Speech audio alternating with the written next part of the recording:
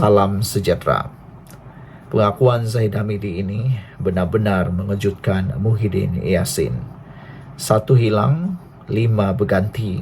1 Noh Omar masuk Parti Bersatu kerana kononnya sebab Najib, dan pasti 5 datang menggantikan beliau di dalam UMNO. Zahid Hamidi kata ramai bekas ahli mahu kembali semula kepada UMNO, termasuklah pemimpin-pemimpin UMNO yang sudah pernah masuk Parti Bersatu dan mahu keluar, sudah keluar, akan keluar dan masuk semula UMNO. Mereka sudah dapat menghidu semula keyakinan mereka terhadap UMNO yang semakin pulih. Presiden Zahid Hamidi berkata, UMNO terima banyak permohonan bekas ahli yang ingin menyertai semula parti itu. Jadi tahniahlah diucapkan kepada Zahid Hamidi atas kekuatan dan juga kesabaran beliau bertahan sehingga dapat memulihkan semula UMNO. Berkata pepatah, ada cahaya di hujung terowong. Sudah bertahun-tahun UMNO dalam keadaan gelap. Sekarang ini sudah berada di hujung terowong yang kini bercahaya sinar. Dan ada juga yang kata apabila Najib sudah dipenjarakan, sudah dapat hukumannya, maka tiada lagi yang boleh menghalang ahli-ahli UMNO untuk kembali semula menyertai UMNO. Presiden Zahid Hamidi menyatakan UMNO telah menerima banyak permohonan bekas ahli yang ingin sertai semula parti itu. Presiden Zahid Hamidi berkata UMNO menerima banyak permohonan menyertai dan perkara itu akan dibawa ke lembaga disiplin untuk memutuskan keahlian mereka. Perkara berkenan juga akan dikemukakan kepada jawatan kuasa pengurusan untuk dimuktamad dan diputuskan oleh Majlis Kerja Tertinggi, katanya kepada pemberita selepas merasmikan mesyuarat UMNO jeli. Sementara itu, Zahid berkata, kerajaan berazam meneruskan agenda Melayu dan Islam tanpa mengenepikan kepentingan agama dan bangsa lain. Beliau berkata, dakwaan kerajaan bersekongkol dengan DAP adalah tidak benar. Malah, parti komponen kerajaan perpaduan itu menghormati dasar berkenan. Sepanjang lebih 1.5 tahun saya menjadi Timbalan Perdana Menteri dan duduk dalam Jemaah Menteri, DAP tidak pernah sekalipun menentang dasar Melayu dan Islam sesuai dengan perlembagaan, katanya. Kita bukan bersekongkol dengan DAP, tetapi mereka parti komponen dalam Pakatan Harapan. Walaupun mereka hanya ada 4 menteri, mereka tidak bertikai sebab menghormati bahawa Menteri UMNO berpengalaman untuk membantu kerajaan perpaduan di bawah kepimpinan Perdana Menteri Anwar Ibrahim, katanya. Zahid berkata, komitmen membela kepentingan Melayu dan Islam adalah amanah yang akan diteruskan dan dibuktikan sebelum ini adalah apabila kerajaan menjaga kesaksamaan semua bangsa. Beliau juga berkata kerajaan tidak mengenepikan kebajikan penduduk di kawasan pedalaman termasuk Jeli dan Gomsang. UMNO katanya akan memastikan semua kawasan pedalaman sentiasa mendapat perhatian untuk dimajukan dan bukannya dilakukan secara bermusim termasuk ketika pilihan raya. Ingin diucapkan tahniah kepada Zahid Hamidi dan UMNO atas pendedahan dan juga pengakuan ini dan juga keputusan yang luar biasa hebat nih. Sekian dulu, jangan lupa tinggalkan komen Anda. Kita jumpa lagi. Bye-bye. Salam sejahtera. Ini keputusan terkini pilihan raya Sungai Bakap. Sengit hingga akhir di Sungai Bakap, Ilham Center sendiri tidak pasti siapa boleh menang. Menurut Ilham Center, mereka merumuskan persaingan pilihan raya kecil Dewan Undangan Negeri bakal sengit. Kata Ilham Center, ada 3 faktor utama yang membawa kepada perbezaan kemenangan. Faktor tersebut adalah antara lain seperti senario pilihan raya negeri 2023 yang dijangka tidak akan memberikan pengaruh besar untuk merubah keputusan PRK itu. Kata Ilham Center, beberapa perkara yang mungkin akan menjadi penentu kepada kemenangan itu ialah, faktor pertama ialah kadar peratusan mengundi yang keluar. Kalau kadar peratusan etnik Cina mengundi ramai, maka besar kemungkinan Perikatan Nasional akan kalah. Selain daripada itu, ia juga ditentukan oleh sikap pengundi teras UMNO. Kalau akar umbi UMNO sebelum ini yang ada di Sungai Bakap tiba-tiba mengundi sebuah UMNO, besar kemungkinan Kerajaan Perpaduan bukan sekadar menang tetapi menang besar. Manakala Perikatan Nasional pula tidak dapat membuat apa-apa lagi. Kerana sebenarnya ramai pengundi Perikatan Nasional adalah bekas akar umbi UMNO dan masih lagi mengikuti UMNO. Cuma mereka mungkin kecewa ataupun merajuk. Faktor ketiga yang akan menentukan perbezaan kemenangan Pakatan Harapan dan Perikatan Nasional ialah hayunan pengundi muda. Namun demikian, menurut satu dapatan, kekuatan undi daripada kaum muda, pengundi muda di Sungai Bakap kepada Perikatan Nasional tidak lagi sekuat seperti dahulu. Beberapa pemuda di Sungai Bakap sudah tidak segan-segan lagi untuk mempamerkan diri mereka sebagai orang yang selesa dengan Kerajaan Perpaduan dan menyokong Kerajaan Perpaduan. Kalau dalam pilihan raya sebelum ini, wujud sentimen rasa malu kalau tak sokong Perikatan Nasional, rasa berdosa kalau tak sokong Perikatan Nasional, atau rasa berdosa kalau menyokong Pakatan Harapan, maka dengan itu, sekarang ini sentimen itu sudah mulai terhakis dan tidak lagi bermain di sekitar masyarakat Sungai Bakap. Didapati tiga perkara ini benar-benar sudah dapat diatasi dengan baik oleh calon Pakatan Harapan. Saudara-saudara sekalian, dirasakan bahawa etnik Cina akan keluar mengundi beramai-ramai esok. Kerana pada pendapat kami, para penganalisis politik, mereka sudah tidak berminat lagi menjadi pembangkang. Mereka lebih tertarik menjadi kerajaan. Kerana isu air yang tidak selesai masa, mereka jadi pembangkang. Tiada apa-apa yang dilakukan oleh pembangkang. Jadi mereka mengambil keputusan untuk mencuba jadi kerajaan pula. Saudara-saudara sekalian, saya juga merasakan bahawa para pengundi UMNO akan kembali menyokong UMNO kerana mereka sudah mula dapat melihat kejayaan UMNO bangkit semula di dalam Kerajaan Perpaduan. Faktor ini pasti akan memberikan kelebihan kepada calon Pakatan Harapan. Anak-anak muda yang menetap di bahagian pulau juga tidak akan pulang mengundi walaupun jaraknya berdekatan sahaja. Namun senario ini tidak berlaku secara blok. Sebagian lagi pengundi etnik Cina tetap memberi komitmen untuk keluar mengundi. Sekian untuk kali ini. Jangan lupa tinggalkan komen anda, tekan butang subscribe. Bye-bye. Salam sejahtera. Hari ini pengundian Sungai Bakap. Maka dengan ini, dengan laporan ini, bolehlah disimpulkan bahawa Perikatan Nasional silap-silap hari bulan bukan saja kalah tapi akan kalah teruk di PRK Sungai Bakap. Perikatan Nasional dijangka akan kalah. Di Sungai Bakap, anak muda tidak lagi gairah dengan Perikatan Nasional dan kini selesa berbaju perpaduan.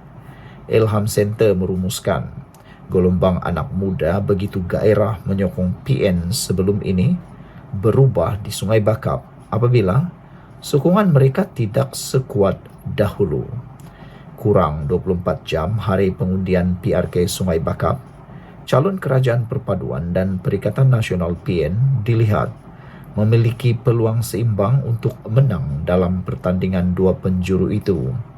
Menurut kajian sebuah firma penyelidikan bebas, Dapatan Ilham Center merumuskan gelombang anak muda yang begitu gairah menyokong PN sebelum ini berubah dengan ketara di Sungai Bakap. apabila sebahagian mereka tidak lagi segan bergaya dengan baju T logo perpaduan ketika beribadah atau beriadah. Anak-anak muda yang dulu gairah mempamerkan sokongan kepada Perikatan Nasional sekarang sudah tidak sekuat itu. Pengundi muda mula tidak segan silu untuk bergaya dengan baju gabungan Parti Perpaduan, lepak berbual di sana-sini.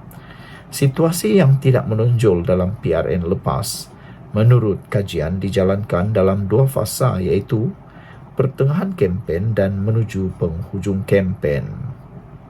Sungai Bakap, Dewan Undangan Negeri di bawah Parlimen Nibong Tebal adalah kerusi bercampur dengan 59% pengundi Melayu, Cina 23%, India 17% dan lain-lain 1%.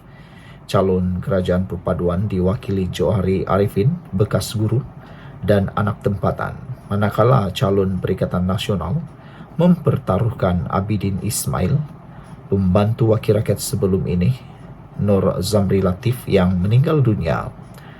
Selain faktor ayunan anak muda, Ilham Center berkata, sokongan pengundi teras UMNO yang memilih PN pada PRN lalu dilihat sudah tidak sekuat sebelumnya.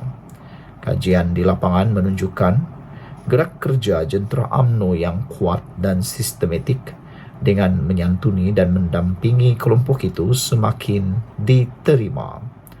Temu bual bersama pengundi UMNO menunjukkan situasi tersebut telah mula berubah sedikit. Kecenderungan mereka terhadap Perikatan Nasional semakin tidak kuat seperti sebelumnya menurut dapatan itu. Pada PRU 14, Barisan Nasional BN memperoleh kira-kira 8,000 undi bagi Dewan Undangan Negeri Sungai Bakap dibantu 5,000 ahli UMNO di kawasan berkenaan. Akibat rempuhan gelombang hijau, sebagian besar pengundi teras UMNO memberi undi kepada Perikatan Nasional dalam PRN lalu. Menyentuh undi etnik Cina yang mendapat deposit menjadi deposit tetap Pakatan Harapan sejak beberapa siri pilihan raya sebelum ini, Ilham Center mendapati kelompok berkenaan tidak menunjukkan kegairahan untuk membuang undi esok kerana tidak berpuas hati dengan beberapa polisi ekonomi dan prestasi kerajaan perpaduan khususnya berkait isu air. Namun senario ini tidak berlaku secara blok. Sebahagian lagi pengundi etnik Cina tetap memberi komitmen untuk keluar mengundi. Jika PHBN berupaya memujuk pengundi Cina untuk keluar mengundi, mereka berpotensi merampas Dewan Undangan Negeri ini daripada Perikatan Nasional jika perbezaan peratusan keluar mengundi etnik Melayu dan Cina tidak melebihi 15%. Jika sebaliknya, PN akan mengekalkan status quo sebagai pemenang kerusi ini menurut dapatan itu. Sekian dulu untuk kali ini, ikuti terus ulasan selepas ini. Salam sejahtera, ini keputusan terkini PRK Sungai Bakap pagi ini. Sebelum anda mengundi dan share video ini, jangan lupa tinggalkan komen anda. Didapati bahawa Cikgu Johari sedang memiliki banyak kelebihan. Sokongan pengundi muda kepada Perikatan Nasional tidak sekuat dulu. Ini sebabnya Cikgu Johari bakal merampas kerusi Sungai Bakap daripada Perikatan Nasional. Pengundi muda kepada Perikatan Nasional tidak segairah dan sekuat dulu lagi. Majoriti pengundi bagi pilihan raya Dewan Undangan Negeri PRK Sungai Bakap esok mengenali dan memberi perspektif baik kepada calon Pakatan Harapan PH Dr. Johari Arifin. Ramai juga yang mengatakan mereka akan memilih menjadi kerajaan di dalam kerajaan negeri. Mereka enggan lagi menjadi sebahagian daripada pembangkang kerana menjadi pembangkang tidak banyak memberikan kelebihan atau keuntungan. Mereka hanya sibuk bercakap tetapi mendapat kemajuan yang kurang berbanding menjadi kerajaan. Itu secara logik pun orang tahu. Secara logik akal pun kita tahu bahawa lebih baik menjadi kerajaan daripada pembangkang terutamanya di peringkat negeri. Menurut Ilham Center, calon yang mesra disapa Cikgu Johari itu berlatar belakang kelayakan akademik, kerja sebagai cikgu dan merupakan orang tempatan. Dalam masa sama, Calon Pakatan Harapan PH ini memiliki kemahiran komunikasi yang baik dan sama ada pengucapan awam atau komunikasi interpersonal apabila berinteraksi dengan pengundi, katanya lagi. Menerusi kenyataan hari ini, Ilham Center memaklumkan UMNO menggerakkan jentera kempen yang kuat dan sistematik untuk menyantuni pengundi teras mereka. Ia termasuk bergerak secara bersendirian rumah ke rumah untuk berunding dan memujuk pengundi mereka untuk mengundi calon perpaduan. Badan penyelidikan itu menyifatkan pendekatan UMNO untuk mendampingi semula pengundi mereka semakin diterima meskipun sebahagiannya masih menyokong Perikatan Nasional PN. Sementara itu, bagi segmen pengundi muda, Ilham Center merumuskan bahawa sokongan kuat golongan itu kepada Perikatan Nasional tidak sebagaimana PRN lalu. Esok terdapat 9 pusat mengundi mengandungi 65 saluran akan dibuka untuk tujuan pengundian, membabitkan seramai 39,151 pengundi berdaftar. Dr. Johari berentap dengan calon Perikatan Nasional Abidin Ismail atau dengan mesra dikenali sebagai Abang Bidin dalam PRK yang diadakan susulan kematian penyandangnya Nur Zamri Latif pada 24 Mei lalu akibat keradangan perut. Cikgu Johari juga mengambil kesempatan untuk menitip warka akhir kempen buat pengundi. Calon Pakatan Harapan Dr. Johari menitipkan pesanan terakhir buat pengundi menjelang PRK esok.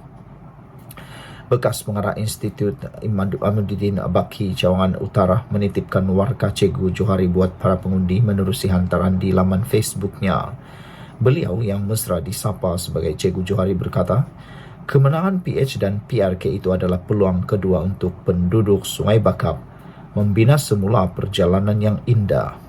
Saya merayu supaya saudara dan saudari menggunakan peluang ini untuk memastikan segala harapan kita menjadi kenyataan. Sesungguhnya saya amat memahami keadaan dan keperluan rakyat Sungai Bakap. Saya dengan rasa penuh iltizam akan bekerja keras demi penduduk Sungai Bakap sekiranya diberikan amanah, kata beliau lagi.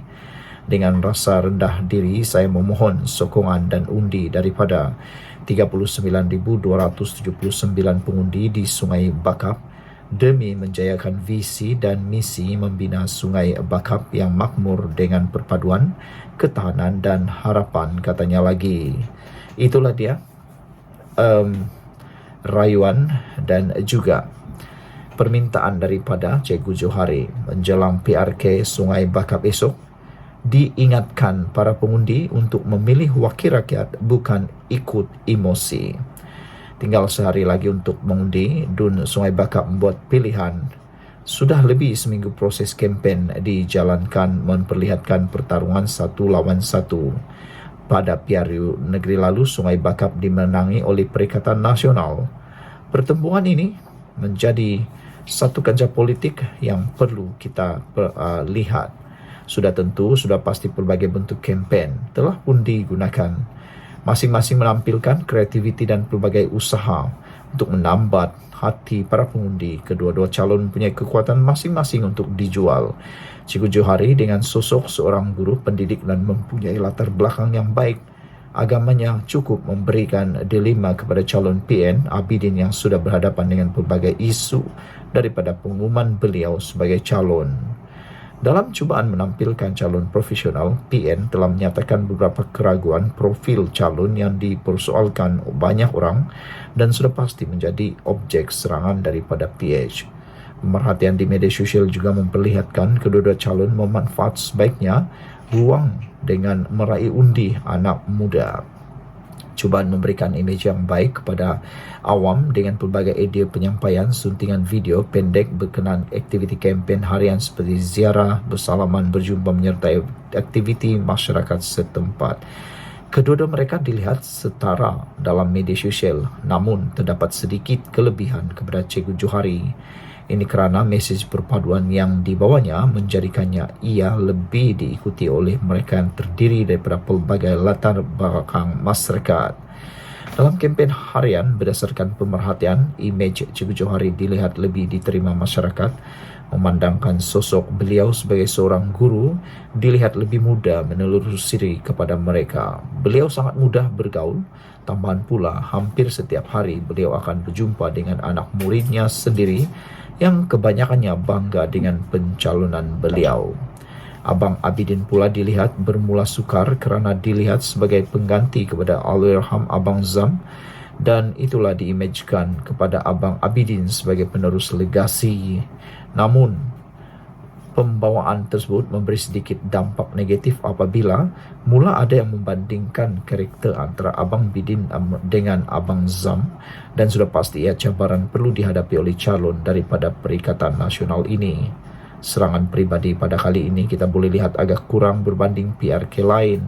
Hal ini kerana masing-masing mempunyai kekuatan tersendiri. Jika calon PH hendak diserang berkenan latar pendidikan dan agama, sukar kerana Cikgu Johari merupakan seorang pemegang gelaran Doktor Falsafah, namun panggilan cikgu yang kelihatan lebih sinonim dengan diri beliau.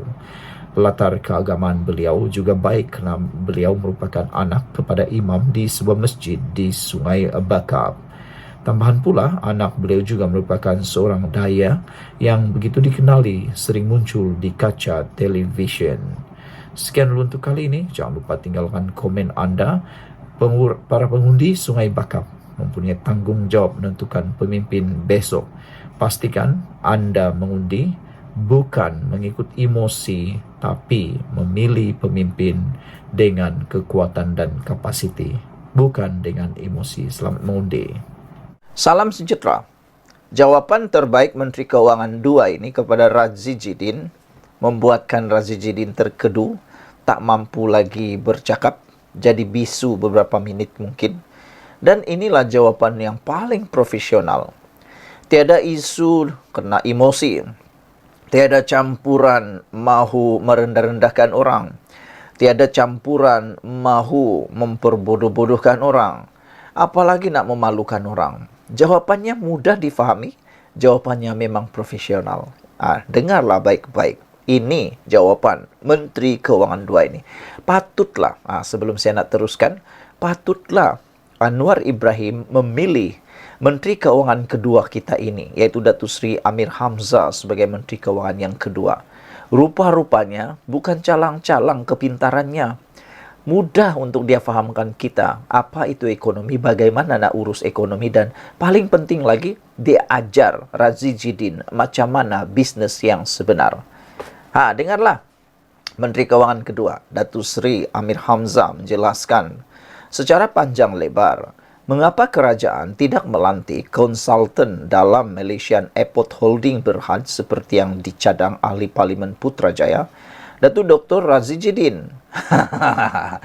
Razi Jidin bagi cadangan supaya melantik konsultan dalam Malaysia Airport Holding. Konsultan ni penasihat. Tahu penasihat? Penasihatlah. Tapi kita pun memang pernah dengar pemimpin-pemimpin Perikatan Nasional ni memang jago kalau memberi cadangan. Antara cadangan yang paling kontroversi dulu ialah ada seorang ahli parlimen itulah, Anda mungkin masih ingat siapa dia kan? Dia cadangkan untuk menangani, mengatasi masalah hutang negara yang banyak. Dia cadang negara kita cetak uang banyak-banyak. Aku yang ada belajar ekonomi sedikit saja pun faham apa yang berlaku kalau ikut nasihat pemimpin Perikatan Nasional itu. Tak tahulah dia tidak faham apa yang dia cakapkah, atau tak fikir langsungkah, atau memang tak tahu apa-apakah, atau tak pernah belajar langsung ekonomi. Kalau cetak uang banyak-banyak, tiada apa-apa yang berlaku bosku. Inflasi meningkat mendadak dan uang akan jadi tiada lagi harga. Bayangkan kalau ada banyak duit dalam pasaran. Apa jadi? Kamu mungkin tidak paham. Tanyalah orang yang mencadangkan cetak uang banyak-banyak itu. Tapi tak apa, kita lupakan itu sebentar. Kita ingat pula Razi Jidin yang mencadangkan supaya melantik konsultan. Tapi Amir Hamzah berkata, cadangan mengambil alih MHB melalui penubuhan konsortium yang diterajui Khazanah dan KWSP adalah lebih baik. berbanding melantik konsultan, karena konsultan tidak mempunyai kepentingan untuk memperbaiki syarikat tersebut. Kamu tahu sudah? Konsultan itu lebih kurang penasihat lah. Menasihati, kau buat ini, buat ini, buat ini, buat ini. Untuk mau mengembalikan kejayaan syarikat ini, kau buat ini, buat ini, buat ini, buat ini. Nanti dia sudah cadangkan, dia akan buat laporan. Tapi tiada kepentingan langsung untuk dia. Gagal atau berjaya, tiada apa-apa manfaat dia dapat. Kalau gagal, dia tak rugi. Kalau untung pun tak akan rugi. Kalau syarikat itu muflis pun dia tak rugi. Kalau syarikat itu untung berbilion pun dia tak rugi. Itulah konsultan. Manakala kalau ada menubuhkan konsortium pula, konsortium ni dia sama-sama bersama dalam memajukan syarikat itu. Jadi kalau rugi syarikat itu, dia pun rugi. Kalau untung syarikat itu, dia pun untung. Jadi kalau kamu sudah paham itu bagus, itu bagus. Maknanya konsortium itu lebih baik sebab dia akan berusaha untuk untung. Dia tak mungkin mau gagal, apalagi mau rugi dan muflis. Sebab nanti dia akan mengalaminya, dia yang akan menanggungnya. Itu yang hebatnya konsortium. Tapi rajin kata konsultan, apa punya barang lah tu kan. Nasib baiklah kita faham penerangan daripada Menteri Keuangan kedua ini. Amir Hamzah berkata, melantik konsultan tidak mempunyai kepentingan untuk memperbaiki syarikat tersebut. Kenapa kita pilih cara konsortium, bukan cara lantik konsultan ke dalam MAHB? Semua pun faham, bila ada partnership yang diwujudkan, tiap-tiap orang yang melabur dalam perkongsian itu akan berusaha sebaik mungkin untuk memperbaiki syarikat itu, kata Amir Hamzah. Bila ada konsultan, dia hanya memerhati dan menyiapkan laporannya, tapi tak ada stake in the game. Kalau orang tu melabur 30%, takkanlah dia kata, tak apalah. Kalau tak buat duit lah. Begitulah konsultan. Dia tak ada kepentingan untuk bersungguh-sungguh jaga. Ujar Amir Hamzah dalam penerangan di Kamar Khas Parlimen semalam. Mengenai pembabitan Global Infrastructure Partners GIP yang menjadi kontroversi kerana dikaitkan dengan firma BlackRock milik Israel, Amir Hamzah berkata, penglibatan GIP hanya sebagai pelabur dan rakan teknikal. Jelasnya lagi, mereka hanya berperanan untuk memberi khidmat nasihat dan berkongsi kepakaran mereka dalam meningkatkan tahap kecekapan lapangan terbang. Kerajaan juga jelasnya akan terus memegang saham khas atau golden share dalam MHB. Situasi itu, kata Amir Hamzah, membawa maksud bahawa hanya kerajaan yang mempunyai kuasa untuk melantik pengerusi dan pengarah urusan MAHB yang kedua-duanya mesti warga negara Malaysia. JIP juga menyatakan kesediaan untuk menjadi pemegang saham minoriti MAHB selain bersedia melepaskan pegangan dalam tempoh yang singkat. Pemilihan GIP daripada beratus syarikat yang dinilai juga berasaskan kriteria ketat termasuk kesediaan menerima warga negara Malaysia sebagai pengurusi dan pengarah urusan MAHB. Justru itu katanya, dengan tertubuhnya konsortium ini, pembaharuan kepada lapangan terbang negara dapat dilaksanakan dengan kadar yang segera.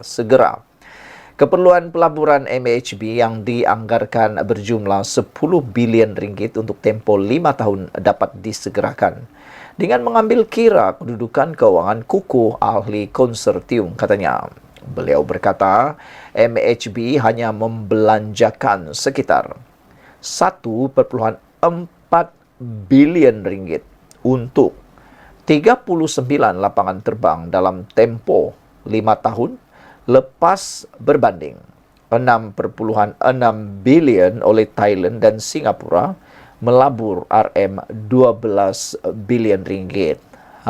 Jadi saudara-saudara sekalian, ini adalah penerangan yang paling mudah difahami.